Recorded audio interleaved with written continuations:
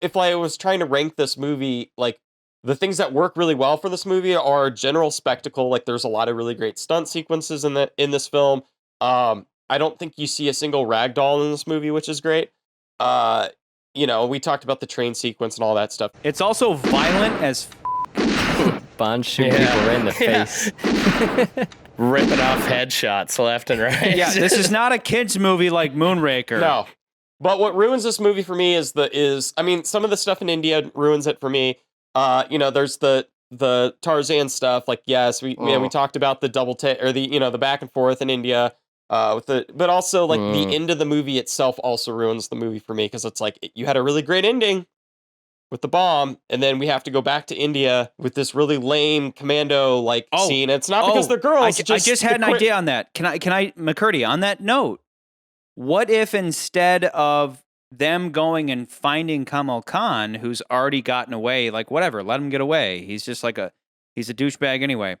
What if instead Kamal Khan tried to kill them in the end? Like, it kind of like in Live and Let Die, where they're on the train and they're getting away, and then they have, or really any Bond movie, right? Where the last assassin tries to kill them. What if Kamal Khan tried to ruin their party because everybody's like, "Hey, you saved Berlin and all that," and then Kamal Khan comes back with Turban Guy and they try to kill him? Like maybe that would fix what you're talking about. Yeah, rather than going all the way back to India to get vengeance. But it feels like the laziest ending because it's like, well, now we have to go back and get Kamala Khan, who's really sort of isn't the main villain, but they kind of make it up. Whatever the hell his name is. I don't even care. Kamala Khan.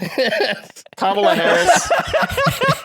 We have to go get Kamala Harris, okay? Yeah. She needs the plates to print more money. Yeah.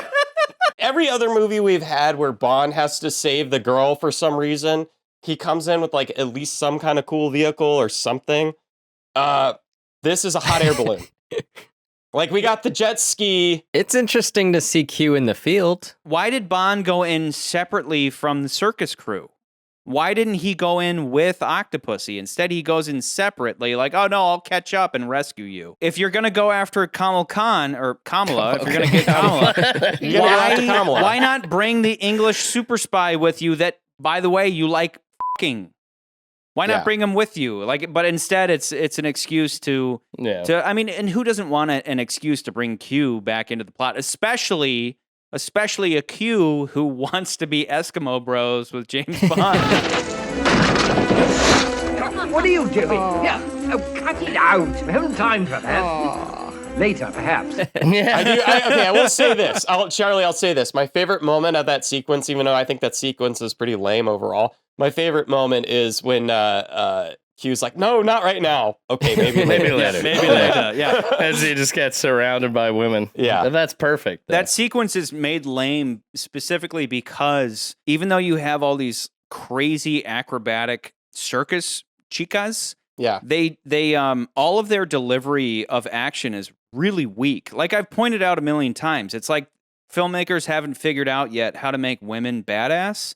They leave women being badass to the women themselves rather than leaving it to the filmmakers using complicated shot placement and editing and sound effects to make, like, again, Scarlett Johansson look like a badass. Again, it's not to say women can't be badass, but when you just leave it to a woman in a wide shot, and I'm not talking about all women, I'm just talking about this movie in particular, especially when that's my little Octopussy chick. She does that little spin move and then she's like awkwardly kicking, like every one of the hits is so weak, and but that's what I'll kind be of fair brings enough it to down. say this though, like shooting any kind of fight sequence in a single wide is tricky. If it's not choreographed well enough, it's going to look bad. They have a chick who weighs like 90 pounds throwing a punch and a kick, and they don't cut it together correctly to make it look hardcore. Yeah. It comes across as weak. Unfortunately, I'm just a guy pointing out the literal elephant in the room.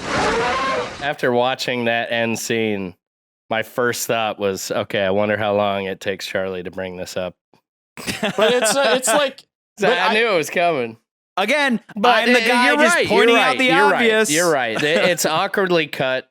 Scott, my wife was sitting in the room while I'm watching the movie, and she just was like, what? Are you serious? Yeah. Like, this is the end of the movie. I didn't make you're right. the movie. No, I'm she agreed. I'm not disagreeing. I just knew it was coming. She thought it was also ridiculous. But it's like that, like, this is why, to me, it's like, as much as I want to praise, there's part of me that wants to praise the movie, but there's a part of me that's like, no, this movie has a reason why it's probably one of the weaker ones, but at least it's not like the worst weak one that I've seen, but it's just between the convoluted plot and some of like just the really dumb decisions, especially the end of the movie, which I feel like was like tacked on because they were like, well, we gotta have more of an ending. The real climax of the movie is when Bond disarms the bomb. Yeah. That's the climax. And then our resolution is like, I got to go after this chick